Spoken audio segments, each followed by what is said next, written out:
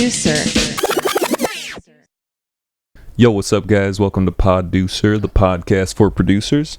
Today we are joined by Cozycole.g. Yes, sir. Appreciate you having me, man. Big fan of the podcast, honestly. Like, you don't get it. Like when a new Poducer podcast drops episodes, I'm working. I'm like, yes, like, please, because it's like I need a good 2 hours. It's just like talking about music. And like, I'm on YouTube all the time, like when I'm doing my 9 to 5, and it's like to have like a producer podcast. Bro, that makes me feel so good. Of course, man. No, I'm a fan. What do you think of the ones where it's like bass music stuff? It's a little different. It's different, right? It's different. And it's like I've seen some of the bass episodes. It's kind of harder for me to relate to it. So it's harder for me to like get through those. But it is cool, like just hearing like even the producers are like different energy, you know what I'm saying? And everyone has like their own unique vibe, so it is interesting. But when I see my friends, I'm like, oh yeah, like, let's go. It's gonna be a good day. For sure, dude. Well, the thing too is like I feel like if I can get some in the future, soon we'll have some more like house guys. We've interviewed a couple house guys for sure, but like I feel like once we get house, hip hop, boom bap, beat stuff, and then like house stuff, then it's like you got the trio. Facts. Yeah, I think you're doing a great job at doing both. Like I do appreciate that you have different spectrum of music, so I think that's clutch. This is where we're at right now. I have a lot of interest in the bass stuff. I have a lot of interest in the hip hop stuff. I love house music too. So like if we can get all of those working together, right? And like if you're a producer, you listen to like, a dude who makes house music and you can relate to that, like that's cool. You know what I mean? Because it's like it's all the same tools. Exactly. So anyway, that's the vision. No, it's like you're making someone's day that's into bass music too. It's just like how you're making my day when I see like a boom bap producer. So you gotta have a good mix. Sometimes the reason I ask you is because I worry like I don't want to be isolating people. You know, I'm tuned in regardless, Jerry. Hell yeah. Thank you, bro. Appreciate that. So let's start out with the question we always do, which is what was your first concert? You're like I've been always knew that was gonna happen. Yo, what's up, guys? Before we get into today's show, I want to take a quick moment to talk about our sponsor, Quake. As music producers and concert enthusiasts, we know how important it is to protect our ears. That's where Quakes Dub Muffs V2 come in. They aren't just any earplugs, they're a game changer.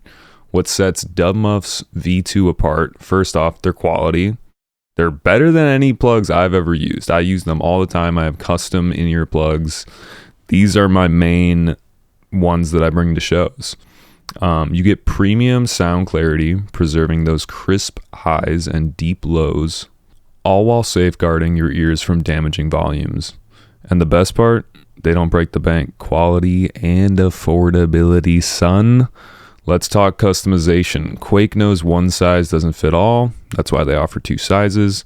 Whether you're at an intimate gig or a massive festival, Dub Muffs V2 fit comfortably in your ears, making sure you're protected no matter how long the show lasts. Let's face it, we've all left concerts with ringing in our ears. It's not good, but it ends up happening. But it doesn't have to be that way. Protect your ears while enjoying the pure sound of music with Quake's Dub Muffs V2. As a special thank you to our listeners, Quake is offering an exclusive discount. Just use the code POD15 at checkout to save on your first purchase. As a motto of our show, make sure you protect your ears. Now let's get back to the show. But I always get confused because, for one, I have like a strange memory where I feel like maybe my mom and dad couldn't get like a babysitter, but I went to a Prince concert. What? Yeah, and it was like at the Palace of Auburn Hill. That's I'm from Michigan, so that's where the Pistons played and shit. But yeah, it was at the Palace, and like I don't know, I think I like fell asleep on it though or something, or like I wasn't taking it all in. That's for sure.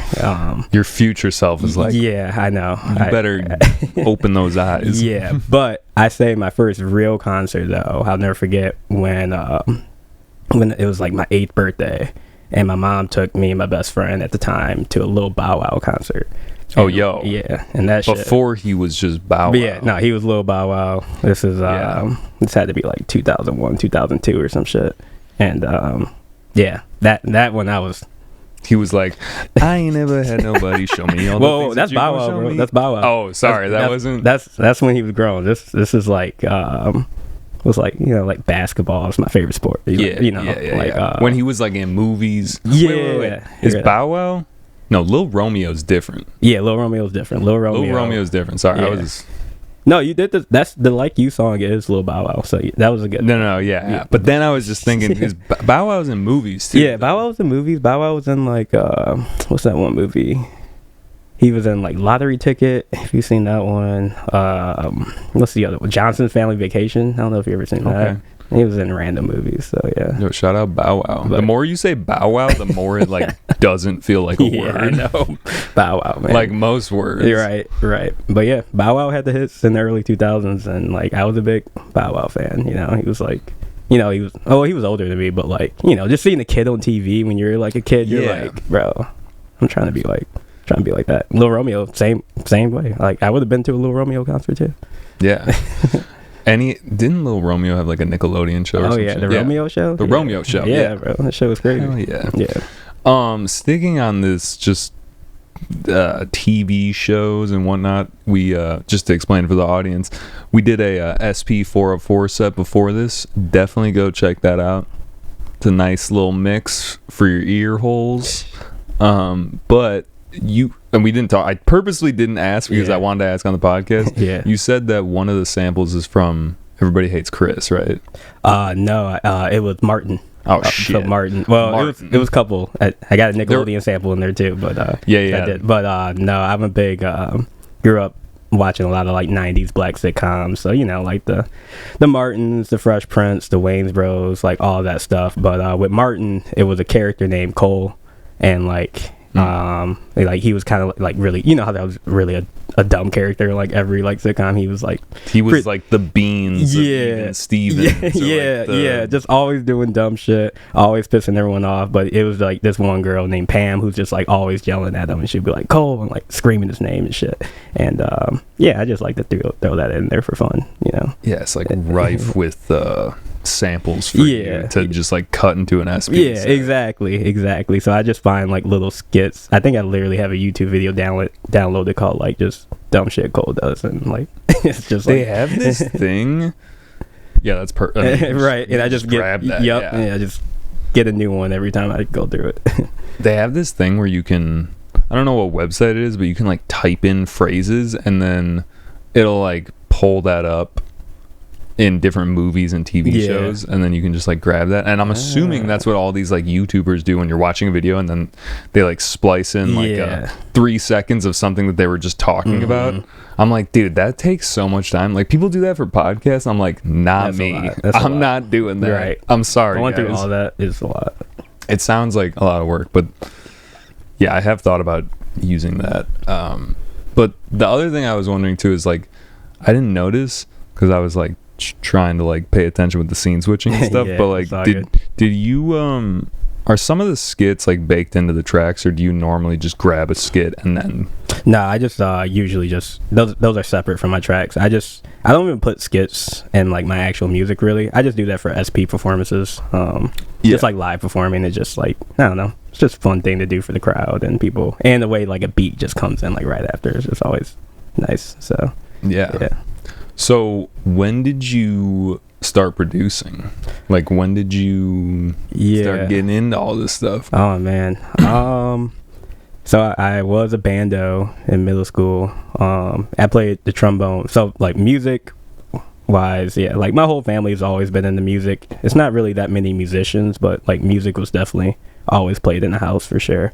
And I take that back. My great grandmother, who actually just passed away, R.I.P. But she was 103 though, so like damn, full life. R.I.P. Yeah, but she played the piano, and you know, it was like I always had like, she would always tell me I had like really long fingers, and like that boy need to play piano. So like I didn't pick up the piano till later, but yeah, I started with trombone in middle school and played till like junior year of high school. It wasn't like, this is like 2011, 2012, like being in a band is not cool. You know what I'm saying? Like, and I played sports and shit too, so it's like I don't want to be a bando. And but I do regret that decision. But yeah, I played trombone, and then once I got to college, I started playing piano a little bit, just like YouTube and stuff like that. Learning through YouTube. Classic. Yeah, you would just like learn like a song that I like and just find like a pretty simple version, and then from there just start like progressing on the piano. And then this is while I was in college, I started like playing piano a lot. And then I got a beat machine. I got the Native Instruments MK2. And that was like when like the first beat I ever made and shit like that was just in my dorm with the machine MK2. So yeah, that's how it started. Do you ever incorporate like playing piano and then like using that in your songs? No, there's a lot of times that I do add like my own. I'm really into strings. Like I'll add like a lot of my own string lines. I'm really into like electric pianos and then like all that, those little sounds. It's like I'll add that a lot to the sample. Yeah, but normally the bass thing is the sample. Yeah. Normally. Yeah. This kind of beat, you know, scene stuff. It's like, how can you not sample? You know what I mean? No, it's like sometimes I was literally just talking to someone like as I'm like progressing. I'm like, damn, I don't like, because I haven't made like a full beat from scratch in like a long time, like, or at least like 2 years. But like sometimes I need to go back to that and just like compose. Yeah. Because that's how I started. You know what I'm saying? Like I would actually compose. Like I would actually. Like when I was in college, I would like remake songs on my keyboard and like learn the chords, and then I'll add drums on the key, like do everything myself. And it's like I need to get back to those roots sometimes. But sampling is just so fun. And I mean, I feel like it's just that you can get so much texture and just so much already out of it. Yeah. No, like those compositions I made on my keyboard are not that good, but still, it's just like the practice of it is something that I miss out of it. But to your point. Yeah, sampling, you can get the textures and new sounds, like just different type of sounds. It's just like this randomness thing to me that like you don't know how you're gonna chop it, maybe exactly how you get in there, then you get in there and you're like, wait, this is dope. Yeah. I don't know. Yeah. I mean, there's like a million conversations about sampling and all that, and like it's a puzzle. You gotta put the puzzle back together. Right. But yeah, so like I don't know. Just to stick on the origin a little bit. When did it get like serious? When did you have any other names before Cozycole.g? I've also seen you called just Cold.g. Yeah, so I did go through a couple names. I think when I was in college and I was like dropping music on SoundCloud, I was Coltrane, but like with 2 E's. And yeah, and then eventually... Were you only sampling Coltrane records? No, I was not only... No, it was good just sampling, like, though. It was like just a little nickname some people called me, was Coltrane. And then I started... I probably just started going by Cold.g when... once I got like serious about it. And honestly, I didn't really get serious about music until like COVID. Like I was making beats in college and shit, but like it wasn't very consistent. I had the job, college. It was just like a thing, like, oh, like I can do this. I should like make beats, or like honestly, this is why I don't. This is why I always make music like sober now and shit. But like I would just get home like from a college party, it'd be like midnight, and I'd be like, I'm gonna make some beats, and then I'm like, oh, this sounds amazing, let's go crazy, and then I'll wake up the next morning and be like, those memes where it's like the beat last night and then just like clown music the next day. Yeah, it's like goofy ass sounds and shit, and that was like one thing I was like, yeah, let's not do that. Let's only make music like sober. Yeah. No, I feel that. Little weed, maybe? No, not for me. But after, though, like, it's like... The listening section. It's like, I know if I'm sober and I like it, then I know I'm going to love it when I smoke a little weed. So I kind of look at it like that model. So, yeah. For sure. That makes sense. But still back to your serious, when music got serious. It wasn't until, like, COVID, for real. Like, I was dropping music on SoundCloud and shit. But not maybe like once a year, like, because I moved to Chicago hoping to do music, but life, and I was like, I don't know, part of me was like, oh, I'm just a corporate guy and I'm just gonna work, and I actually wanted to ask you, what is your job? Because I didn't. Ooh, I don't want to share that. We don't want to talk about that job. We don't want to talk about that. But it's a corporate job. It's a corporate job, but yeah. But you gotta like have the balance of the corporate, yes, and then doing this stuff. Yeah, and it's like obviously, would love to be a full-time music producer, but it's like, I don't know, it's challenging, man. It's not an easy task. I actually did go through a little phase where I quit my full-time job after 5 years for a little bit, and was just like fun employed for like 4 months, and I did work on a lot of music, but it's like, I don't know, part of me kind of feels like I need that extra job to like, I don't know. We talked about this. Yeah, I think we did talk about this. Yeah. It was a weird feeling. Not saying I was still looking for a job when I was fun employed. I wasn't like, oh, I'm employed. Yeah. I wasn't like I wasn't like saying like, oh, I'm just gonna do music. I was still like applying for jobs. Like I knew I wanted to get back in the professional world, but I wanted to just see what it felt like to just like not have a job and only think about music. And it was weird, man. I don't know. You didn't fully like. Was it? I feel like for myself, it would be a little stressful. It was that there's like just this like, oh, I gotta like make money. Yeah, it's kind of like I kind of gotta eat, and my music is gonna support that. Like, I wasn't in that position. I was good. Like, I quit my job strategically. Like, I wasn't just like bumming, but like, I just wanted to know what that felt like. Though, just like no job and just work on music. And like I said, it felt good. I was glad I did it, but just right now, I don't think I could do that. Yeah, for sure. No, and we don't have to stick on this forever either. You grew up in Michigan. Yeah. Where in Michigan? Yeah, I was born in Detroit and then grew up in a little suburb, like 15, 20 minutes right out the city, mainly. So, yeah, spent a lot of time in Detroit. My family's from Flint, Michigan, really. So both my parents from Flint. So I spent a lot of summers in Flint, Michigan with my grandparents and cousins and shit. And then, like I said, Detroit was only 15, 20 minutes away. So spent a lot of time in Detroit. My older brother went to a school called Wayne State, which is based in downtown Detroit. And bro, I would be like, I don't even know how he got me into places, but I'll be like 11 years old, like hanging out with like college parties and shit, like really? in downtown Detroit, bro. Yeah. Wait, how much older was your brother? He's 8 years older than me, bro. Okay, so my brother is 4 years older than me, and I would go hang out with him, and it was like, whoa, these guys are older. Yeah, but that is a big jump. It's a big jump. Like I don't know how he just kept me around, but it was cool because like as long as the party had like a game, like. Yeah, as long as they had Mario Kart in the corner. Yeah, bro. I was chilling. They could be I wasn't drinking or anything. Like, I wasn't a bad kid or anything. But, he just had me in those environments, and I didn't care. I was like, one of his homies would be playing games with me. It'd be chill. So, grew up, with that. So, Detroit, though, like, iconic for certain styles of music. Yeah. What were you hearing a lot in Detroit? Yeah, man. I mean, obviously Detroit, Motown, all soul. You can probably tell with my style that.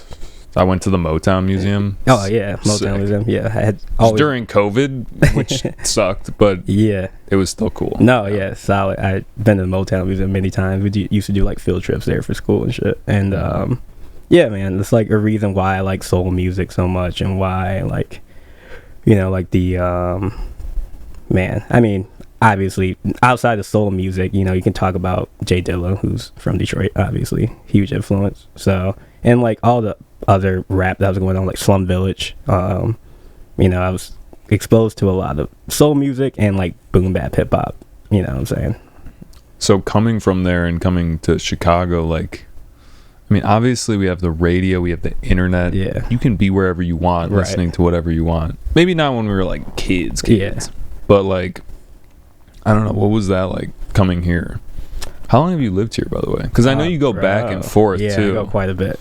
But yeah, I've been here and literally just celebrated my Chicago anniversary on Monday. 7 years. Oh, wow. Yeah, so I've been here for a minute. Thank you. Appreciate that.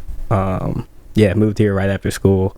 And but it was actually the music that brought me here. Like, not like music producing per se, but this was like during the time when I was in college that like Chance was popping off and like, Saba, McJenkins, Noname, Vic Menza. Like I got into all those artists a lot when I was in college, and like, they're all like my age, they're all like 19, 20 at the time, and it was just artists that I really related to, and with their sound. And like, I went to Chicago a couple times when I was in college too, just to hang out, and it was just something in the air. I was like, I knew like as soon as I like hung out there in college, like I was like, I'm moving here, like I'm getting a job and moving here. I don't know what I'm gonna do with music. I don't know if I'm gonna even be but I'm just gonna be here. So when you say there's something in the air, because I love Chicago. I love Chicago, bro. But I also have, I grew up in the suburbs, and I've lived in Chicago for like 10 plus years. Sheesh. And I think there's something special about the city, but I just really haven't.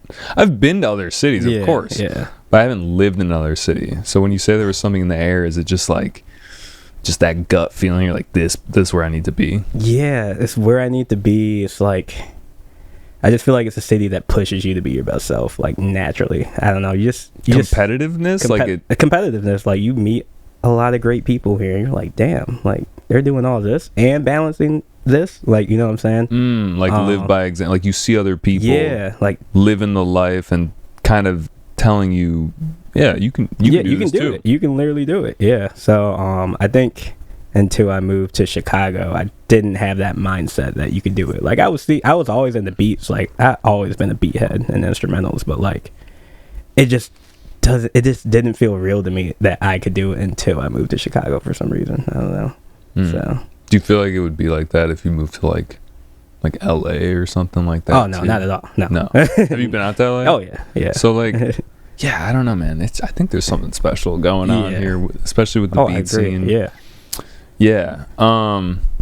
You can drink your drink too. I saw you kind of eyeing that. I was like, grab that. I need to start putting it right here, but it's all good. No, you're good. That's a little table. Yeah. It's not much real estate over there. But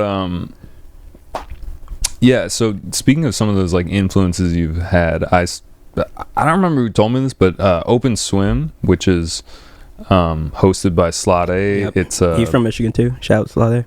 Shout out. Yep. Another beat night in the city, and I think from Lucas, he was like, yeah, dude, Chance was just like chilling in the back, like listening to some music and probably like kind of scouting out producers. I don't think he was scouting out producers, honestly. He was just chilling. I think he was just chilling, but no, I don't know. But maybe like not thinking about scouting out people, but like, but also he's the rapper. He's gonna not. Yeah, he's gonna, if you hear a beat, Have you had any like interactions with any of these guys that like you looked up to, that you've, because that's kind of how it goes. Like, if you're out there, I have anything you can talk about is like good or bad. I know like I said, I think Saba, out of the artists I named earlier, like the Chance, Noname, like Noname and Saba are probably like my top two. I was just gonna say they're more like what's the word, like intellectual is the first word that comes to mind. That's not the right word, but like I can't think. Like conscious, very conscious, but it's intellectual is not the right word. Intellectual. It's very conscious, and it was just like it was like at that time before those rappers came out, what was Chicago known for? Like the Chief Keefs and the real drill shit, which is cool, like, you know what I'm saying? But it was just like, I like music I can relate to. I'm not big tough guy, bro. Like, I be chilling, and just like I could just relate more to Saba and the no names in the world. But yeah, I met Saba a couple times, dapped him up, got a picture with him, and nice. I don't think I've ever met Noname. I seen Noname in concert, but yeah, same thing with Mick Jenkins. I've met Mick Jenkins maybe like twice.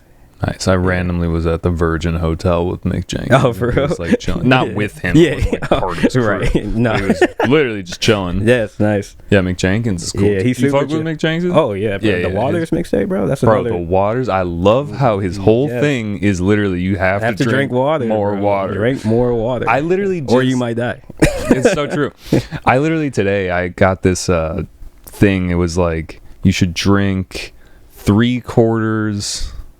Okay, wait. It's every pound on your body, drink 3/4 an ounce. Okay, yeah. Wait. So that's not okay. Like, let's just put it this way. Like, if you weigh 100 pounds, which who weighs that? Younger people. You should drink 75 ounces of water. Okay. And I like measured that today. And I was like, damn. For myself, I'm supposed to drink like a gallon of water a day. Yeah, man. A little under. No, yeah, I'm gonna be true. peeing all the time. But it hydrates your body and it like keeps your system clean. So I try to. Do you try? And I'm drinking a White Claw, but yeah, as I'm dehydrating myself. Yeah, I know. But I mean, this is kind of like what we talked about earlier about how like I really just only drink water, tea, and booze. Like that's the only three things I drink. And yeah, we were talking about people that like exclusively drink soda. It's like, dog. But yeah, no, it's just the thing. This is such a tangent, but like. If you were, like a hunter-gatherer, obviously you're not living optimal health. Right. But at the same time, could you drink a gallon of water a day, like daily? That's insane. No, I don't think so. I'm going to be peeing all the time. Yeah. I'm going to try it out. We're going to try it out, man. But, yeah. Shout out to Mick Jenkins. Dude's like 6'5". I was like, damn. He's a big dude. Yeah. Yeah, for sure. Yeah, I like dapped him up. I'm like, this dude. So, speaking of rappers, like, I think I saw that you produced a song for a rapper. It was on your Instagram, maybe not. Yeah, so my older brother actually raps, and I produced some songs for him, and also produced for songs. One of my homies back in Detroit, he goes by Reckless. So I don't really like try. I mean, not saying I don't try to work with rappers, but it's just never really been my main focus. Like I really make beats for me because like I said, I'm a beat head at the end of the day. I probably listen to more beat tapes than like songs, and I just love beat tapes. So, but if someone wants to rap, dope. But I don't really like. Let me ask you this: when do you listen to beat tapes mostly? Is it just kind of like something you can put on whenever? I normally do it while I work or while I'm like doing stuff around my crib, like cleaning or like maybe like as a little nightcap. I'll just throw like a beat tape on and smoke a little bit and play some anime visuals. Like that's kind of like my thing. The reason I ask is because it's like I have people like my sister. I remember I listened to a lot of instrumental music, like probably more than stuff with lyrics, and she was like, yeah, I like this, but it just like I listen to more stuff with like lyrics and like whatever, and I'm just like, yeah, that's fine. I think there's just a lot of people out there that are like that. Yeah, I think it depends what you got into, when you were a kid. Probably like I was a pretty big gamer, not like hardcore first person shooter gamer. What'd you game? Oh man, I'm like a big like weeb with like JRPGs, so like Final Fantasy, Kingdom Hearts. Oh yeah. Yo, did you see the Final Fantasy 7 remake? Yeah, so like that's actually probably like, so there's a second one, right? Because they split it into two. I mean the game, not the just original. A remake, it's like it's a little different. It's better. Okay. Hold on. Like, well, no, you're they enhanced it. Yes. Let's just put it that way. Whether people like that better or not. No, I think it's actually like the greatest game of all time. At least the part 1. I haven't played part 2 yet. I actually been like really avoiding it because you don't want to get sucked in. Yeah, like I don't want the YouTube algorithm giving me spoilers. So like I haven't even like thought about it honestly. But once I finish some things, once you feel like you're in the right place to take on a game, because gaming is very tough as an adult. Like, dude, speaking of memes, like we were saying before, there's this meme, and I've brought this up before, but it's like gaming when you're a kid, it's like, this is the best thing. I'm gonna do this all day. And then the next scene is like gaming as an adult. It's like, why aren't you making money? Where is the money? And it's just like so real. It's like I love gaming still, but it's like I probably play a game like once a year, maybe. Like I'll get into it. Like you'll play a game to completion. Yeah, like I'll just have like a short span of months when I'm like really gaming. It's normally in the winter time is when I start gaming more. But shout out to gaming. But yeah, I was a big Final Fantasy head. And I brought that up because I think about like the music and how it's always on loop. You know what I'm saying? And there's no lyrics. Like, dude, it's just like, you can counter random battles and shit. You hear the same song over and over and shit. Yeah. And they make it so it's like loopable. So it's loopable. And so I would say like I think a lot of people who are into video games definitely appreciate more instrumentals. That makes sense. Yeah. I told my friend, I was like, yo, like making music is like the new video game. Yeah, it is. For me and him, and he was like, dude, that's so real. Like, it is. But I I used to just watch my older brother, like Final Fantasy 7, the original Final Fantasy 7. I played it later, but like when it came out like 1997, I was like probably like 3 or 4 years old. Yeah, you can't be playing. That's a tough game. Yeah, that's a tough game, bro. So I would watch my older brother play it all the time, and I just love the story of it. Like, and like I would sit up and watch him play that game for hours, like, and just listen to the music and just. I mean, it's like PS1 graphics. It wasn't amazing, but at that time, you know. At the time. This is mind-boggling. Bro. I remember we opened up the PS2 on Christmas, and it came with... PS2, greatest system of all time. I love it. It's so good. The intro theme music. Yeah. I like... Yeah. It's just like... But then you get that other sound where your shit don't work. Remember, it turns like red, and it'd be like... Oh, what? You never like had the red rings of death for the Xbox 360? Yeah, your PS2 never had that issue? I don't know. I might have gotten one of those good ones. Damn. Like somehow it just like is a champion. I don't think I got the bro. sound. It would get red sometimes when it was like the red ring of death of Xbox, but like it would get red and it would make a sound. It would make a different sound, and it was like you'd be happy, and then like you hear the sound, you'd be like, "Fuck, it's not gonna work." It's not gonna work. Gotta get some rubbing alcohol and clean the disc, dude. This is such a funny thing. Like the ways that you fix games when they're not working, like the cartridges, you just blow on. Literally, it's just like, oh, there was dust. Now it works. It's amazing that worked. And then with the red rings of death, you would like. I remember to fix it, people would wrap it in a towel and then turn it on for like an hour or something like that. Yeah, or like overnight maybe, and then it would like glue or some shit the stuff inside, and dude, it worked. It worked. Yes, that's facts. I remember having the red ring of death, and I feel like I did something. This is like the early days of YouTube, bro. Like information wasn't that like accurate. No, it was like a dude, the camera was fucked up. You were like, all right, I think I see what's going on right now. You're on like E-Bomb's world. So it was like, it was a grind back then to fix shit. You had to come up with something and hope that shit worked, and it would sometimes. Dude, it's surprising it worked a lot. Yeah, dude. But anyway, going back to the PS2 thing, I remember when I took it out, it had Gran Turismo, because that was like a staple for PlayStation games. For sure. And I remember looking at it, I was like, dude, that's like real life. Yeah. And it's weird. There's this effect. I don't know if it has a name. We're always trying to come up with names for effects on the podcast, but like you thinking that it's so good. Yeah. And that it's like literally like real life. And then now you're like, that looks like so bad. Yeah. So I mean, that's why that remake is so amazing, to your original point. Like it is better, essentially. Obviously you can't compete with the original, but like, let's be real, like it's a great game. Good shit. Any other game? Just to finish out the video game portion of this podcast. Big Zelda head. That was another game that my brother would play where I'd be too young. Yeah, that game's hard as fuck. Those games are hard, dude. You didn't know what you were supposed to do. There wasn't like a point on the map where it's like, you gotta go here. Nah, bro. It'd be like a random thing. It'd be like, shoot your bow to that rock to the left and knock it over. And like, I'm like, what? Like, how is 8-year-old me supposed to know that? No, I mean, the Easter eggs, it goes deep. There's like story stuff that you're trying to figure out, and then there's like the deep cut Easter egg stuff. Yeah, the collectibles. So, but big Zelda head. I used to do like a nerdy thing with music. Like once I got maybe like in high school with like different levels of like games, I would like actually make my own playlist for different levels. Like, oh really? Yeah, like I would be like, oh, this is a forest level. I was like, I would like download the beat off. I would like make my own playlist for like for each like level, essentially, because like gotta fit that forest theme. I gotta fit the forest theme. The water levels. Yeah, I mean, dude, that's such a I've been watching a lot of videos about like music theory of video games. It's so nerdy, but like also just fun, right? And like how do you make like something that sounds like the water level? And there's like different things, sound like underwater, but that's interesting that you were coming up with playlists to play the game.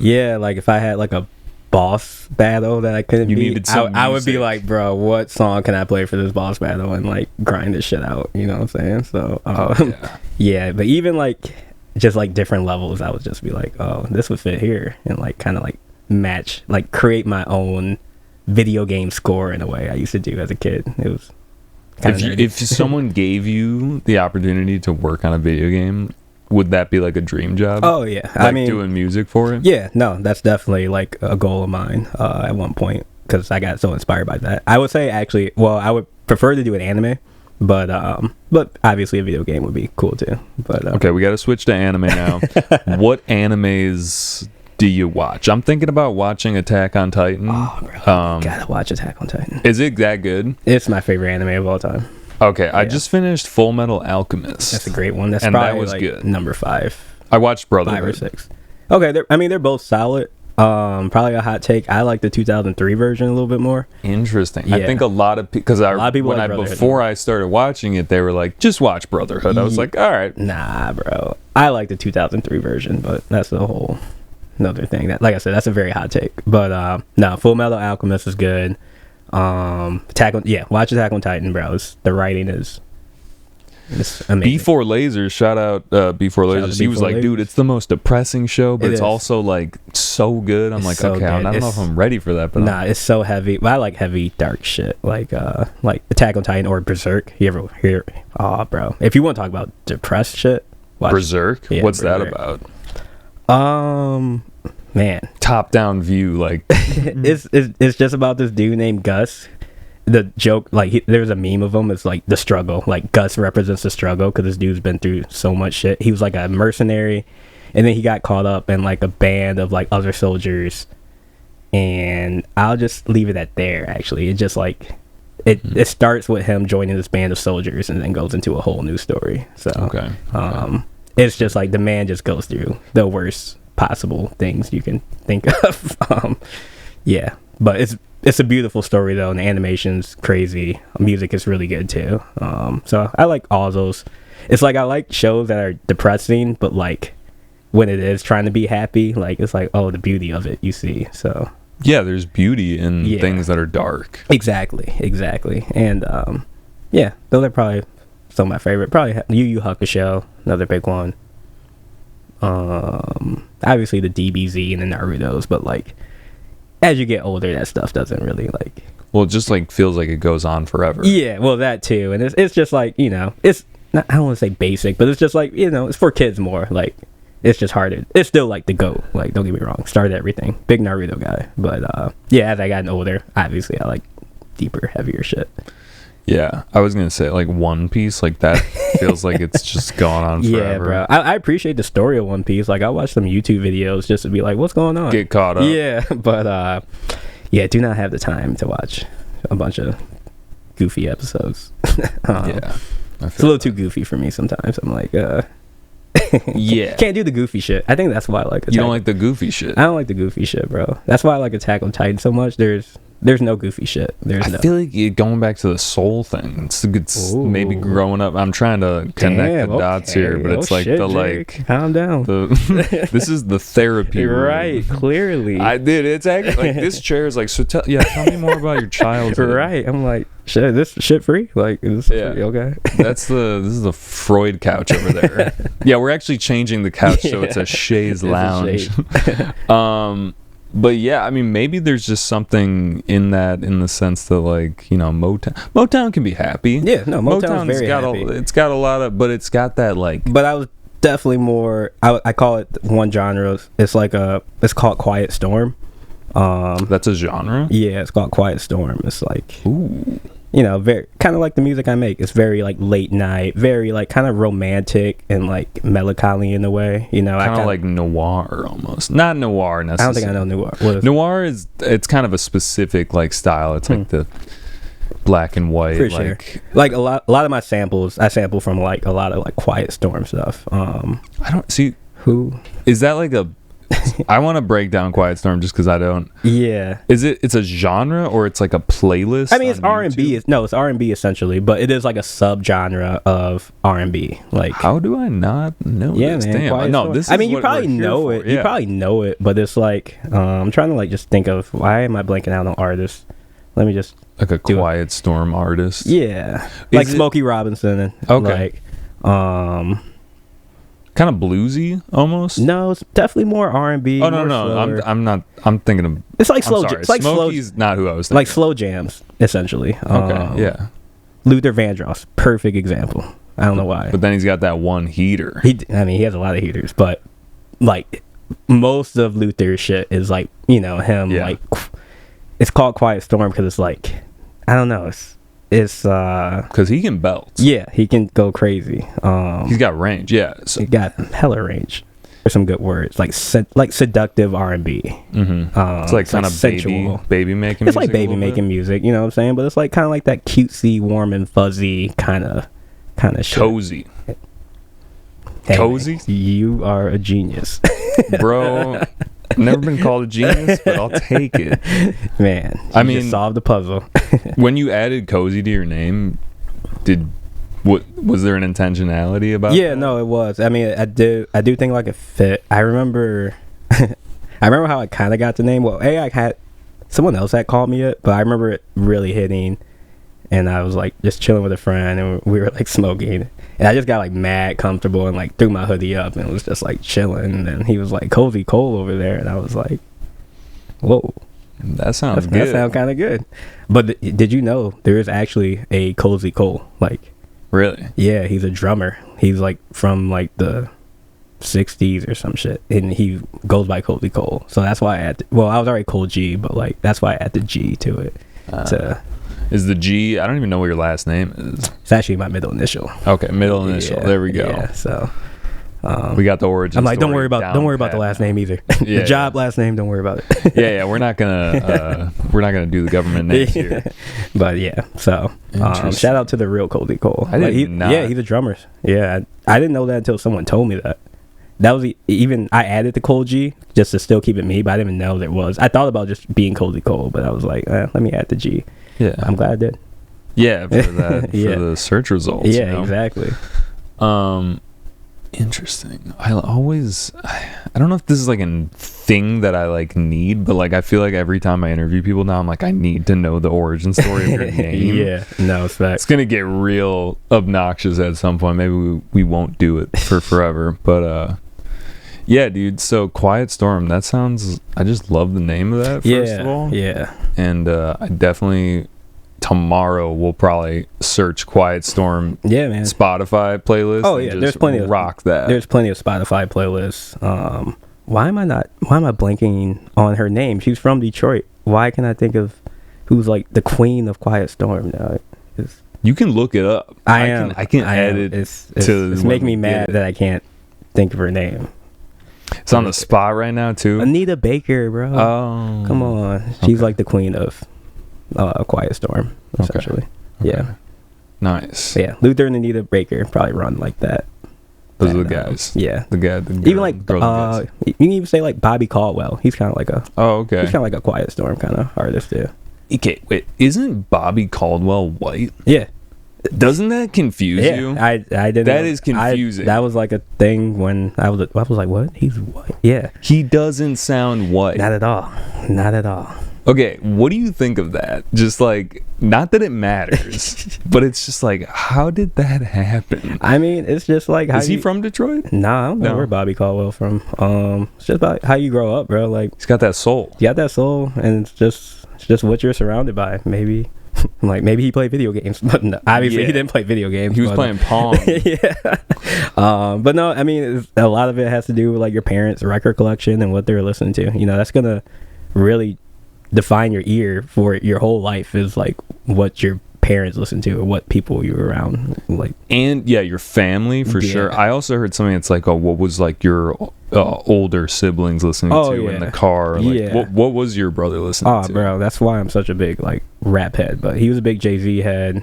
So I was listening to Jay-Z since like I was like 5, bro. Like like probably I listened to a lot of music I definitely shouldn't have been listening to. But because there were like inappropriate lyrics. Oh, like, whatever. Yeah, I did the same. Yeah, most of us did. Not like my parents were like tripping, but like it's not like I was. Like I said, I was goody two shoes kind of kid. The cool thing about my brother, I feel like he just was always ahead of the game with music, and I think that's why I got into music so hard. Like he really gravitated to more like the Lupe Fiascos, Jay-Z's, the Tribe Called Quest, Talib Kweli, Kanye, obviously. Just like the real backpack type rap shit. Like I wasn't really Like, I wasn't really always like a big trap guy, just like naturally. Like, trap was never really.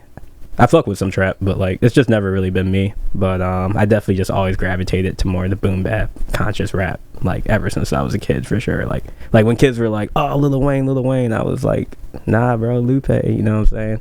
But shout out to Lil Wayne. Lil Wayne is crazy. I started appreciating Lil Wayne as I got older.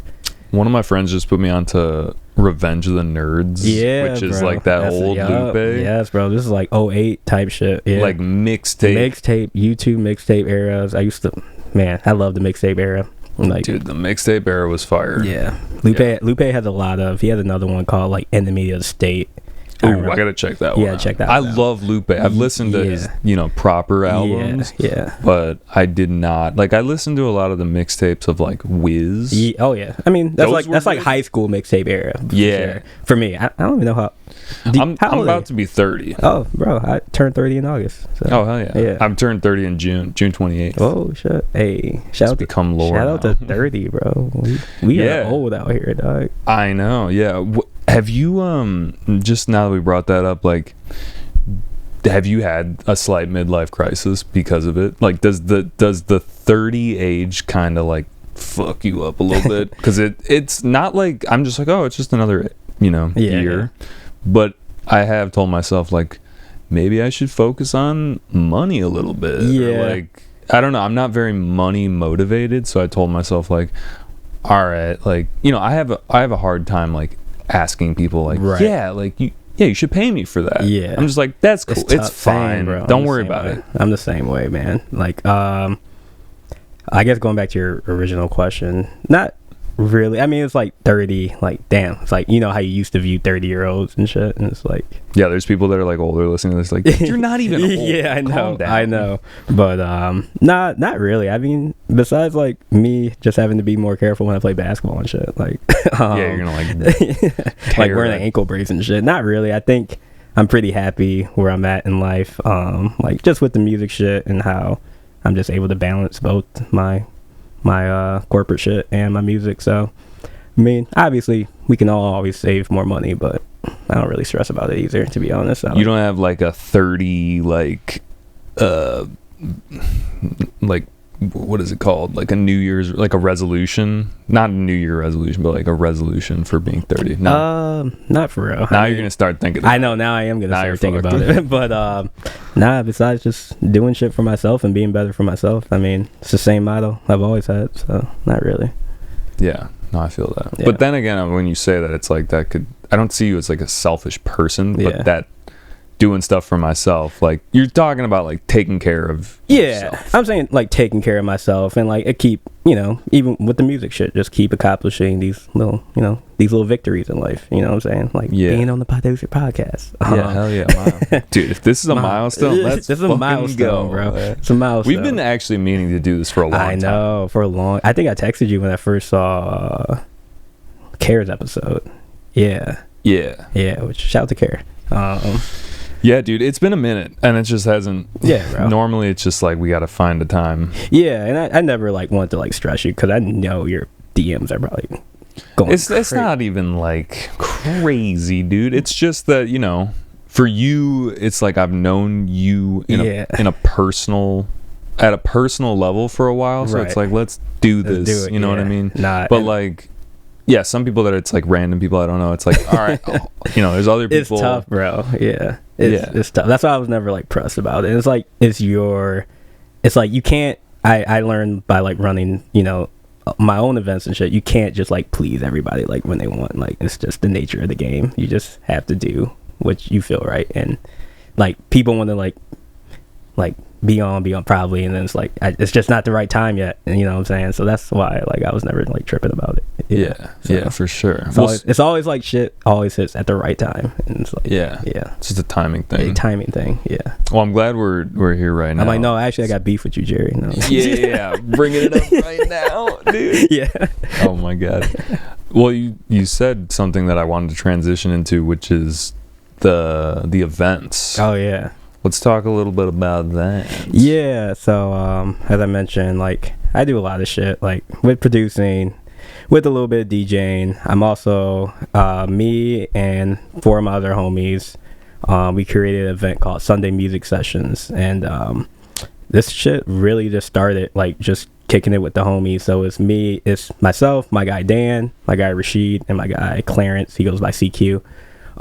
We used to just like have like people over. We have like a music theme for the night, and we just come over and drink, and then like each person would like bring a song for the theme, and they'll just like, we wouldn't know, everyone would not know your song until you played it, and we would just like put them in a playlist and then be like, whose song is that? And I'd be like, oh, that was my song. And it was like, I played that song because I used to listen to it when I was 14.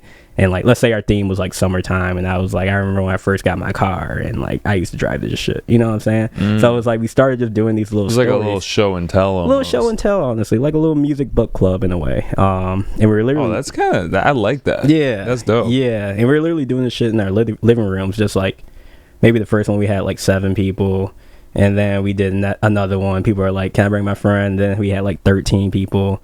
And then eventually my boy Dan had one at his house. We had like, he has like a house, pretty spacious house. And like, we had like 25 people there. And we were like, oh shit. He's got a compound. Yeah. The compound. But, what even is a compound? I'm looking it up. Keep explaining. Well, a compound is like a multiple, like if you go to Africa, some people have like compounds for like all their family, and it's kind of like a little mini village. It's like a little tree of houses. Yeah, tree of houses. Yeah, a thing that is composed of 2 or more separate elements. You're on the scientific shit. Yeah, no, I have to do it. Okay, compound. We all know now. Now you can't not know. But yeah, we started with that, and then it just kind of grew. One day we were like, yo, we should actually like rent out our own space, like with our own money, just like go in Peer Space, rent out a space, and like sell tickets. And I think it works because, like I said, it's 4 of us, and we're all very different. Like my guy Dan, he's very like project management like kind of thing. He's like to his business. My guy Rashid, he's like the host of it, so like he's on the mic like hosting it and like kind of cracking MCing, like cracking jokes and like, making funny comments. Like he's always had that natural charisma, and his voice is just like perfect for the mic. And then it's buttery. And then my guy CQ, he actually works in the liquor industry, and he's been a good reason why we've been able to get like, I don't know if you saw our page, but get like liquor sponsors and shit. Yeah. And then with me, I'm just like, I kind of turn my business side off, and I'm just like, can I just be about the music? So I'm actually in charge of like booking. So we get a featured DJ now that we're like doing events every month, and really the DJs are just like my homies. Like I said, I DJ too. I'm kind of like the house DJ for the event. Like I always have my controller, but with DJing, it's like I like it, but I don't love DJing. Like honestly, so like, and I know way more people who love it, who practice it way more than me, who really put in the time and the effort that I think need more shine. So I like really like all the DJs I get are just like my friends essentially for feature DJs. That's how I feel a lot. Yeah. Although it's like if I was DJing, depends on the event. Yeah. Like sometimes you're like, all right, cool. Like, this is gonna be fun. Right. Yeah. Right. But some DJ gigs I've had, I'd be like, get me out of here. Like if I get one more Drake request, bro, like yeah, the requests get tough. Requests, and just like, I don't know, it's weird. I don't really care about making people dance, like honestly. Like maybe because I'm not a big dancer, like, and I'm more of a just sit down and listen to music, sip a drink. But a big like head nodder. I'm a big head nodder, yes. Yeah. Head nods all day. Yeah.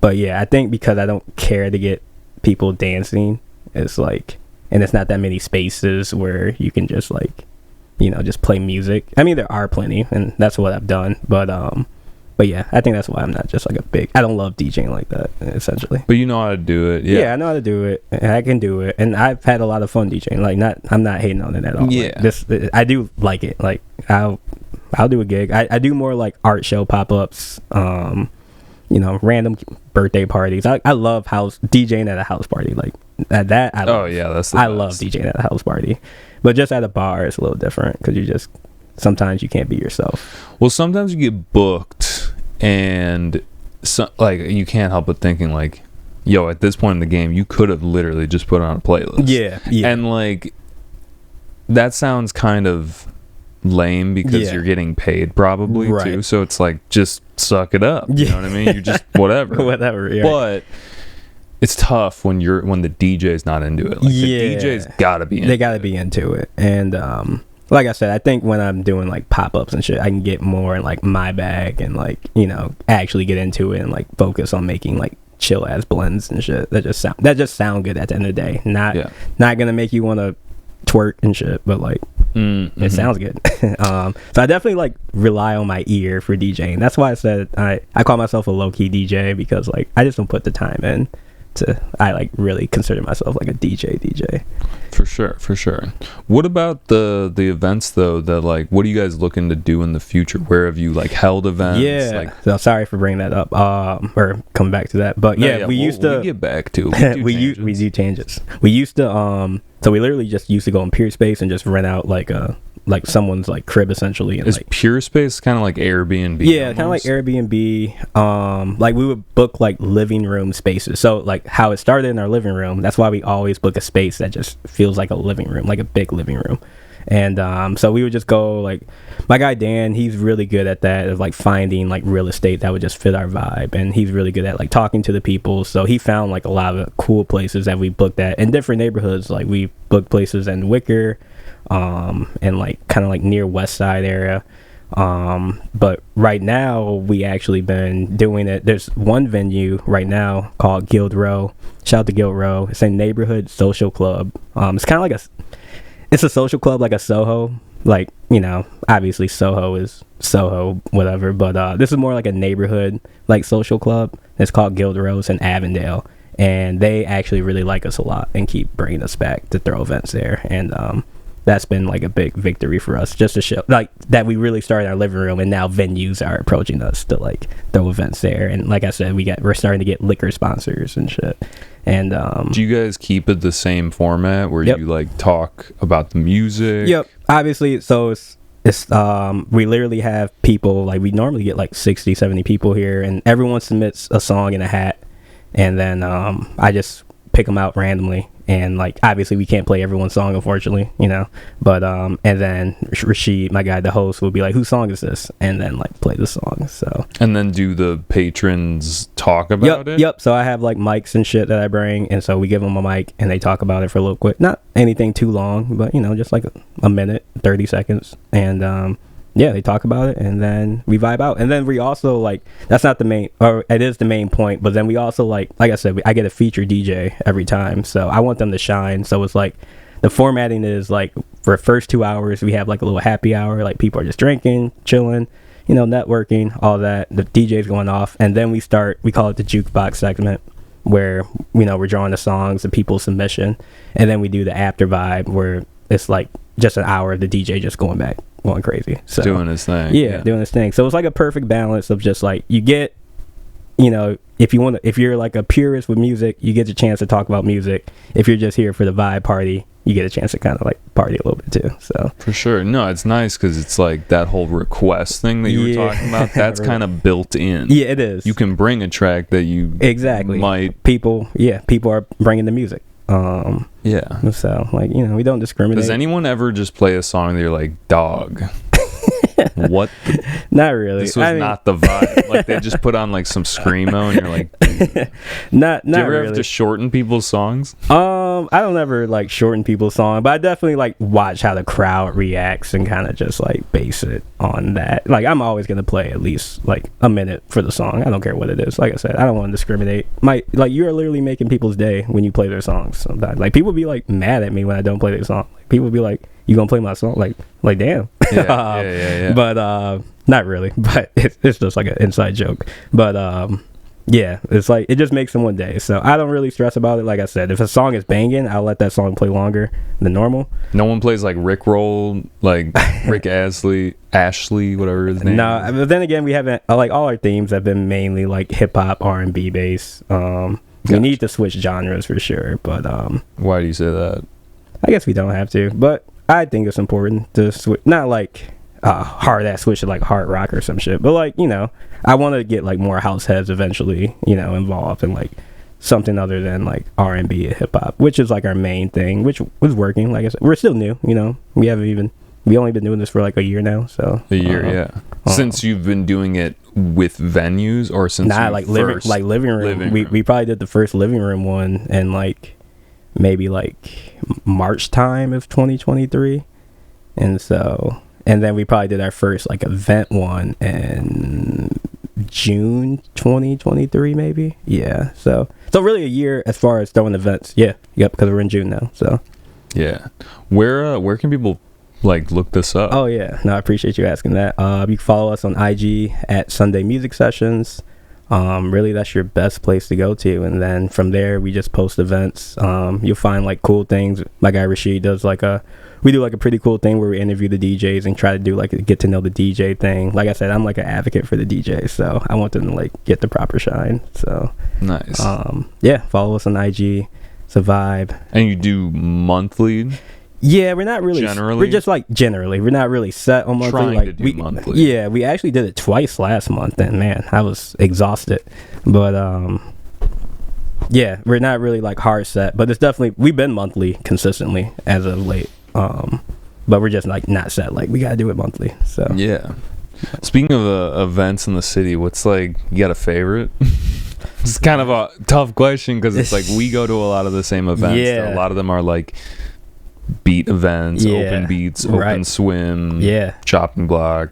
I mean, all of them bring their own energy. Like they're all amazing. I love like Emporium's like speakers. I love like that big ass stage and how Slot has that big ass thing background. I love Dorian's. The place is beautiful. Sounds are crazy.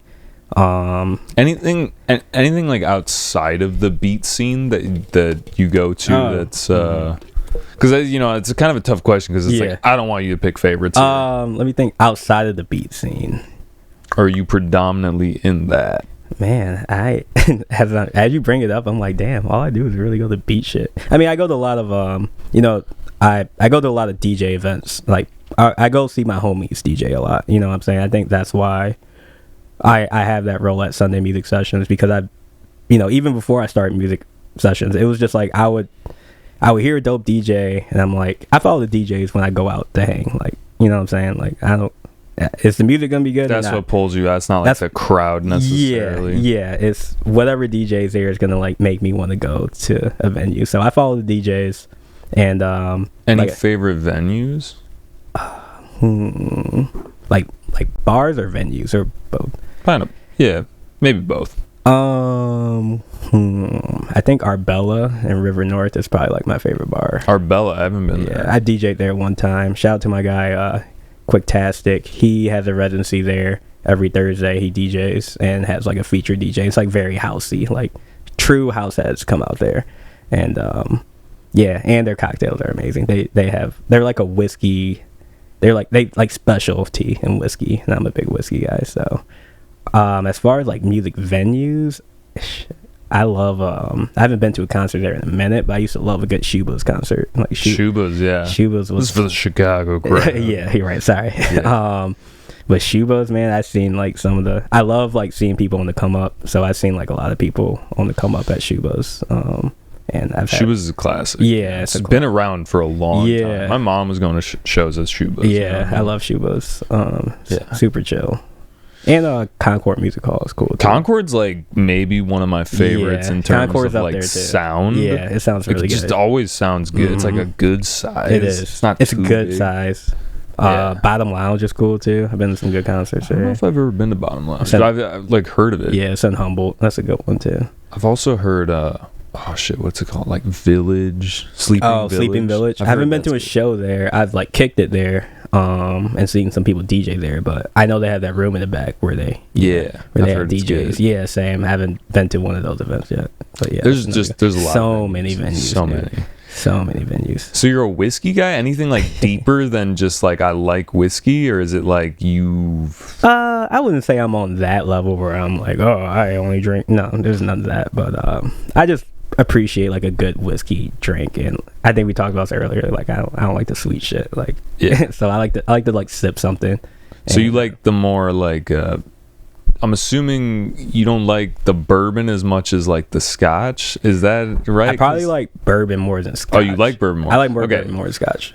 Yeah. You ever had like Screwball? It's like that peanut butter. I have had a Screwball. Is that too sweet? It was too sweet for me. I remember I wasn't crazy. Good. Tastes good. Yeah. But it's like Yeah, no, I'm like a pretty simple. Like I'll just drink whiskey on the rocks, or like just put like some lemons and limes in there or some shit.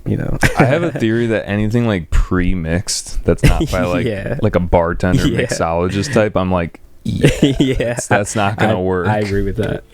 I mean, like maybe like Claws, okay, but that's not really like pre-mixed in the same way that like a bar drink is. Yeah, like a margarita that's already pre-mixed. A Wells drinker. Yeah, no, we were talking about before, like just anything that's like too sugary. It's just like, I don't want to drink. It's so this. bad for you, man. Like, I think people should not intake as much sugar. I think it puts people in a bad mood, man. Like I really do. I think people who spikes you and then you're just like crash. Yeah, you do. It's true. So I try to avoid the sugar. Yeah. Well, so we've covered a lot of ground, but one thing I definitely want to talk about is you have a new project coming out. Yeah. Eventually, right? Eventually. No, it is August this year. So I haven't dropped a project since 2022. So it's been some time, and it's not like I've been like struggling. It's like, sometimes I like to let the people wait a little bit. You know what I'm saying? I've always dropped a project, I think, every 2 years since I dropped my first one in 2020. But yeah, I mean, I think a lot of these beats were what I made during that fun employment time. And yeah, it's still like very on brand for me. A lot of those joints I played on the SP, some of those are going to be on there. Go check out the SP set. Go check out the SP set. But yeah, for the most part, yeah, I'm excited. I just like to do a thing I call it 3 Pounds Beat Tape. That was my first project in 2020. And then I dropped 3 Pounds Beat Tape 2 in 2022. And so I'm going to drop 3 Pounds Beat Tape 3 in 2024. So I'm kind of just on the every 2 years kind of thing. What's the relevance of 3 pounds? Yeah, it's like not that deep, but I was born 3 pounds. And, really? Like, that's underweight. Yeah, very underweight. So it's like I said, obviously I don't remember fighting for my life in the hospital or some shit. But it's just always just stuck with me. You know what I'm saying? Just like, wow, could have not even been here just like that. And so were you born prematurely? Yeah, I was born in August. I think I was supposed to be due in like October or some shit, or like late September or October. Yeah. And so I just call it 3 Pounds Beat Tape, and it's just I mean, it's not really like a concept album. It's just like beats I make and go from there. I mean, but it has more relevance than just like a random name generator. Or something. No, it does. Like I said, it's kind of more of just showing like what I can give to the world. You know what I'm saying?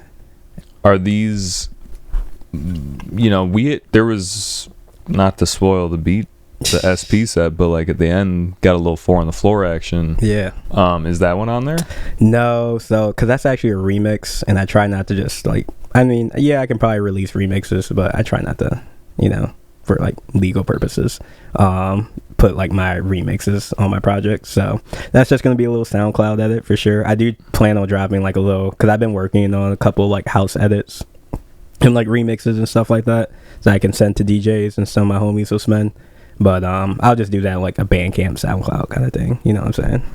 So this is mostly beats, like boom bappy, hip hop, R&B. My style, R&B-ish, very like soulful, and So August.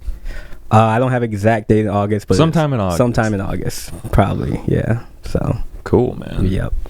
Dope. Well, normally we would like play a track, but again, since did the set SP447, it's definitely gonna be out. Yeah. Yep. So dope, dude. Well, is there anything else you wanted to tell the people? I have a wrap up question, but is there anything else you wanted to cover that you do that you want to like shine some light on? I just want to make sure I'm not, because I did a little research, but I think we covered everything. Yeah. I don't think really anything else. I mean, like I said, I'm really big about the beat scene. Shout out to the beat scene in Chicago. I think that's a big motivation of why I got to where I am. You know what I'm saying? Who was the first person you met in the beat scene? Ooh, that's a good question. Well, like I said, I didn't really get into beats until COVID.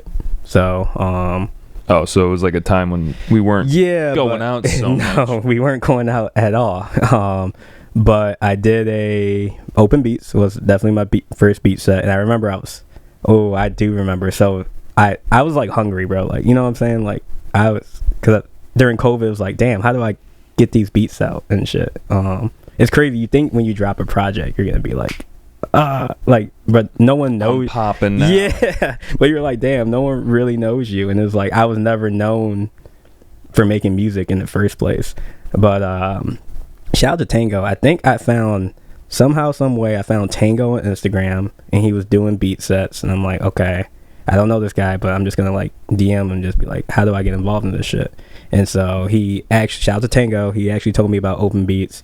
And then I remember I showed up to Open Beats, and then I met Fess, and I remember I was nervous as fuck, like playing and then I met Care too. So me and Care actually played both our first sets. He went first and I went second. And that's like how it was with Lucas and I met Lucas. Yeah. It was you did Open Beats too, right? Was it Open Beats? Did Open Beats, but it was literally like I played music off Care's computer that I had on SoundCloud. That's dope. But like, yeah, Lucas came in, shout out Going Somewhere, and yeah, like I was like, yeah, you can go first, man, and then I went after him. Yeah, but that's just funny. Yeah, how, like, I feel like that's probably a lot of people that happens to, because Fest prioritizes people where it's their first time. First time. Yep, exactly. So yeah, I did that. Yeah, it was like we were still masked up, you know what I'm saying? It was still kind of like COVID weird, but it was a vibe. And like I remember when I first played my first set, it was crazy feeling. Like that was the moment I was like, oh shit, you can actually do this shit and like have fun with it and be out. And just like playing beats in general, like I didn't even think people were ever playing beat sets like that. Like, yeah, I'll see like a Knowledge like beat set, or like Ali, I don't know if you know any of these producers, but like, yeah, they'll do like beat sets and stuff on YouTube, but you know, it'll just be them, not like I take that back. Boiler Room actually had some beat sets back in the day. But still, it's just like a thing where it doesn't feel real. Less common. It's less common, and it feels like you have to be somewhere up high to get into those type of spaces. So like the fact that there was an open format and, you know, open aux thing like blew my mind. I'm like, whoa. So yeah, shout out to Open Beats. That was my first one. And yeah, just shout out to the whole beat community overall. I think it's kind of like what you were saying earlier. Like, I think we got something special going on here. Like, don't worry, like they do a lot in LA, and I used to be like, oh, I have to move to LA to like do a bunch of beat shit, but like nah, man, like you don't feel like you have to do that. I don't feel like I have to do that because you can go back to Detroit, it's not that far. Exactly. Back to Flint, whatever, like it's easy. Yeah, it's like I said, I just used to think, I mean, LA is still like the mecca of beats, like they have a huge scene over there, but I used to think that was like the only scene. Like, I gotta move to LA, and I was really like contemplating it for a while once I started getting pretty serious. But no, I think, and I mean, his name gets tossed around all the time. We've already said it, but shout out to B4 Lasers. Really just the guy who bridged the gap in the scene, in my opinion. Once he came, and it just really made it like a community. Like we're actually, like, I used to see like people in the beat scene and be like, what up? But like never see him outside again. But now like everyone's kicking it, you know what I'm saying? Like on the free time, it's just definitely way more community based since he's come in. So shout out to B4. Always tell him that like every day, like what he did for like everyone. So yeah, he's a good connector. He's a good connector. He's a lover. He's a lover. He's a lover. He gives people their flowers, and we appreciate that. Yeah, and I think like he'll like call me out the blue, and like he won't be like, are you cooking shit? Like, but he, you know, he'd be like, what you working on? You know what I'm saying? That I'm a naturally lazy person. Like, I am pretty lazy, I'll be honest. Like, I don't like to do a lot of shit. So I think I have to keep people like B4 Lasers in my life that just like, you know. Well, I was gonna ask you this before too. It's like, I feel like when you're in a community, it kind of keeps you accountable. It does, exactly. Accountable is the best word, yeah. And like, I mean, there's some friendly competition going on there too. Yeah. Like, he was, you know, he said that he's like, yo, when I come out though, I'm coming for you. You know, it's all love. Like, yeah. But like, I want to show you that I make sick shit. Yeah, you know? Facts. It is. But I mean, I probably have only gotten like, bro, I hate my before 2022, bro. I don't listen to any of that stuff because I feel like it was. I mean, every musician probably goes through that, but but I can just definitely tell just how being so involved, like backpack beats, bro, like what, like I gotta step my game up. So definitely keeping those people around just elevates you naturally, and it's a beautiful thing. For sure. Do you feel like it's still growing in the sense, like, do you go to open beats and meet new people? Yeah, I feel like right now there's like a wave of like new people. I've been pretty busy and I haven't been to open beats and open swim in some time. I'm also just like really just trying to like lay low a little bit more until the album drops. But are you gonna do like a release party? I am in the works, but still not sure. More detail to come. Okay, cool. Yeah.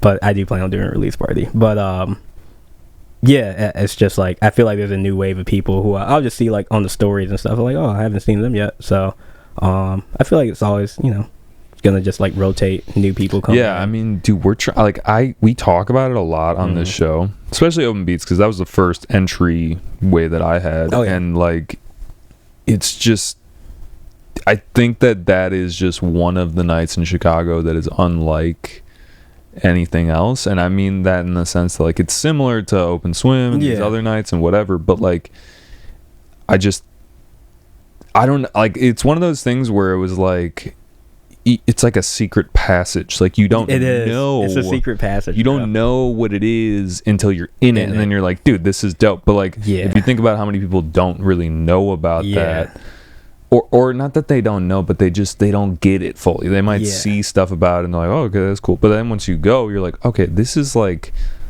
more than just a show. It's a community. It's a community, and like I think like it's very intimidating, bro. Like I was so nervous going to my first open beat. Luckily I was not intimidated, because I was like, I don't even know what's going on. I guess I'm gonna play some songs. But now I think if I was to do it now, I'd be like, bro, oh shit, I gotta like show off. I was like, oh, I kind of like thought about like, I remember I think I told Fest like, I don't have to play, bro. Like I was being You're being humble. I was being a little wuss. That's what I was doing. But Fest was like, bro, you're playing. I was like, oh.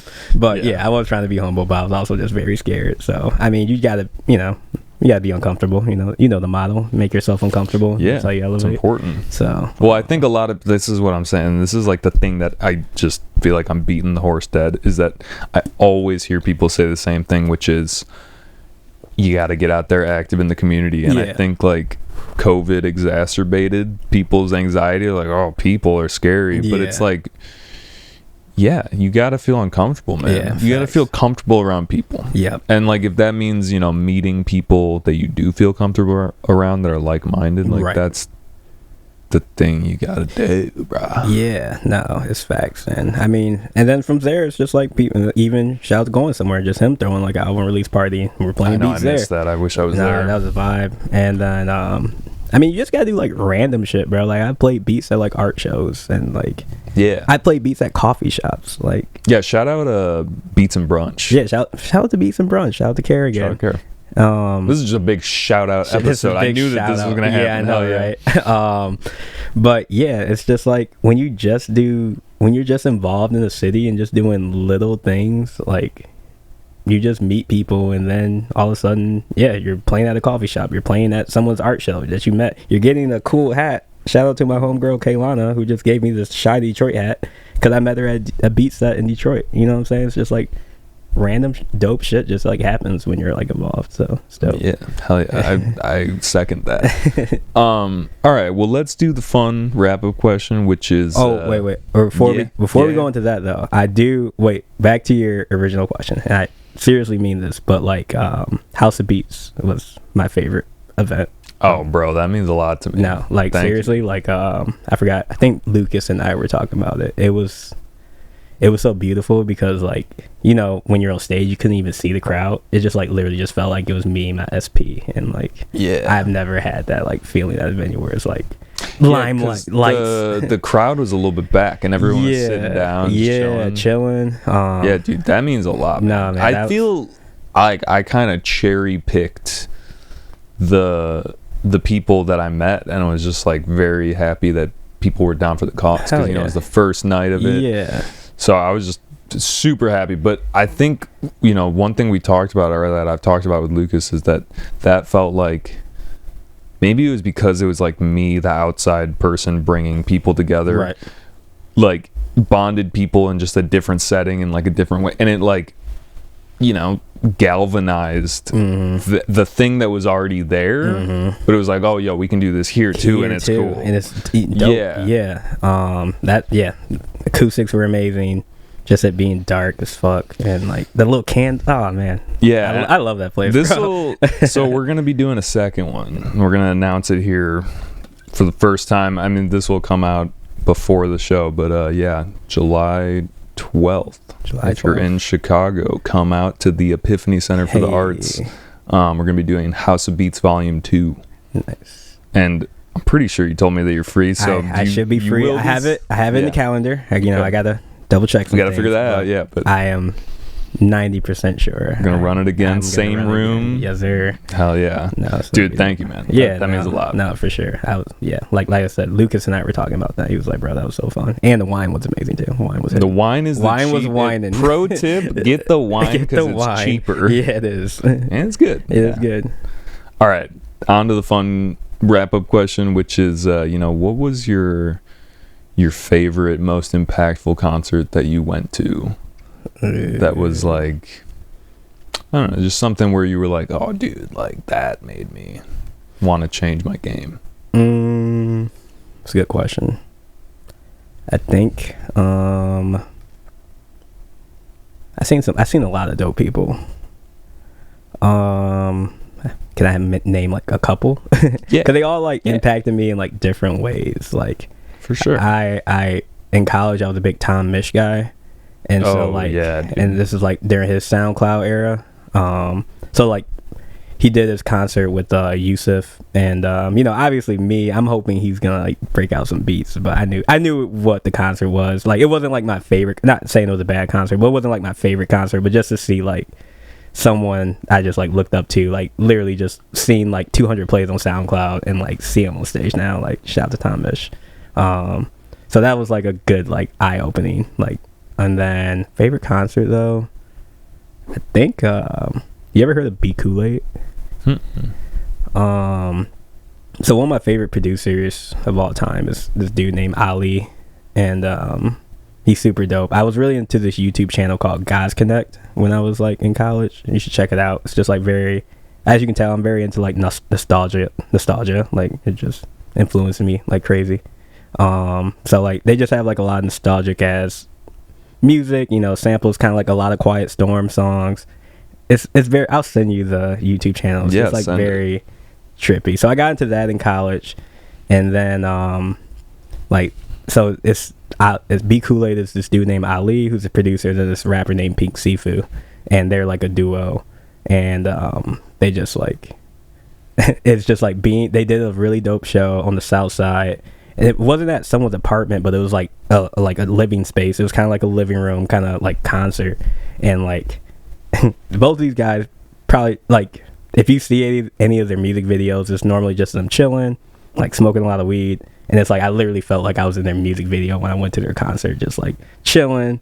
Everyone's passing joints around. The whole room is smoked out. Everyone's just chilling, vibing. Even if you're not like super into the music, you're just like chilling. I was like, this literally feels like their music videos I used to like watch all the time. So that was like super dope.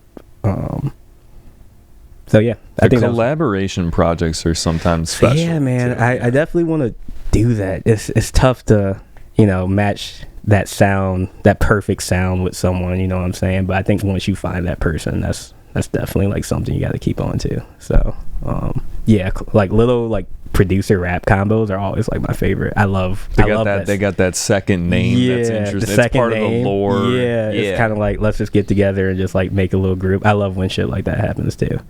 Me too. So that concert was dope. And then No Name's concert at Concord Music Hall, that was like probably just like just sound wise and just like hype wise, like that was probably like one of my favorite concerts too. So yeah, different feelings for different concerts. Yeah, for sure, dude. No, yeah, there's no rules here. You can't just choose one. Exactly.